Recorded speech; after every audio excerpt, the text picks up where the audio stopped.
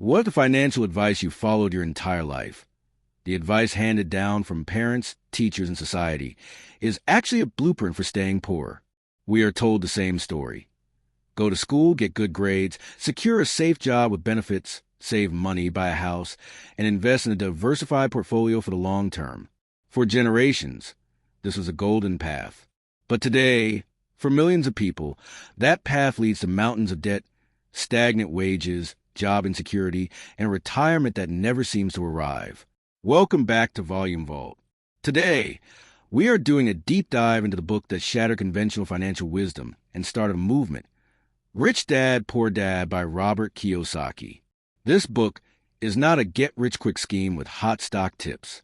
It is a manual for reprogramming your brain. It's about shifting your fundamental understanding of how money works, so you can stop working for money and start making money work for you.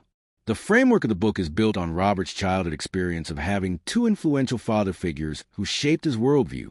His poor dad was his biological father. He was highly educated, held a Ph.D., and worked as a high-level government official. He made good money, yet he struggled financially his entire life. His worldview was built around security and scarcity. His favorite phrase was, "I can't afford it," which stopped his brain from thinking. His rich dad was the father of his best friend. This man never finished the 8th grade. Yet, through financial intelligence and street smarts, he became one of the wealthiest business owners in Hawaii. His worldview was built around opportunity and abundance. He forbade Robert from saying, "I can't afford it," insisting he instead ask, "How can I afford it?" forcing his brain to find solutions. Over 30 years, the rich dad taught Robert 6 main lessons that form the core of this book. Let's break them down. Lesson 1. The rich don't work for money. Most people are trapped in the rat race. Their lives are driven by two powerful emotions, fear and greed. Fear is the primary driver. The fear of not paying rent or being fired pushes people to go to a job they might hate. But when they get paid, greed or desire kicks in. They see money and think of the wonderful things they can buy. A new car, nicer clothes, a bigger TV. They spend their paycheck. The fear kicks back in, and they go back to work. This cycle repeats forever. Even if they get a raise, they just upgrade their lifestyle and increase their spending. They run faster on the wheel, but never get anywhere because they are working for money, and the money immediately leaves them.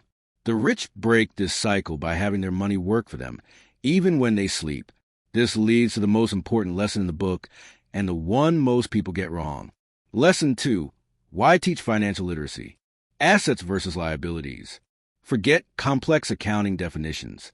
Kiyosaki simplifies it brutally. You must know the difference between an asset and a liability, and by assets, here's a simple rule. An asset puts money into your pocket. A liability takes money out of your pocket. If you want to be rich, spend your life buying assets. If you want to be poor or middle class, spend your life buying liabilities. This sounds simple, but most people have it backwards. The biggest controversy in the book is Kiyosaki's statement that your house is not an asset. It is a liability. Why? Because even if you own it, it takes money out of your pocket every month. You pay the mortgage to the bank, property taxes to the government, insurance, and repairs. It is a cash drain. A rental property that you own, where the tenant's rent covers all expenses and provides positive cash flow. That is an asset. The poor spend their income on expenses. The middle class spend their income buying liabilities they think are assets. Their personal house, cars on finance, and credit card debt. The rich use their income to buy real assets, income-generating real estate, dividend-paying stocks, bonds, and businesses. They focus entirely on building their asset column. Lesson 3. Mind your own business. Kiyosaki makes a crucial distinction between your profession and your business. Your profession is what you do 9 to 5 to pay the bills. When you work your job, you are minding your boss's business, the government's business through taxes, and the bank's business through your mortgage. Your business is what you do with your asset column. Kiyosaki isn't saying quit your job today. He means you must start minding your own business in your spare time. Stop spending every dollar of your paycheck on consumer goods that lose value the moment you buy them. Start directing that money into your asset column. Build a stock portfolio. Save for a down payment on a rental property. Start a side hustle. Lesson 4. The history of taxes and the power of corporations. This is a major secret of the wealthy. The rich play by a different set of rules than employees. The employee earns money, pays taxes on that money immediately, and tries to live on what is left over.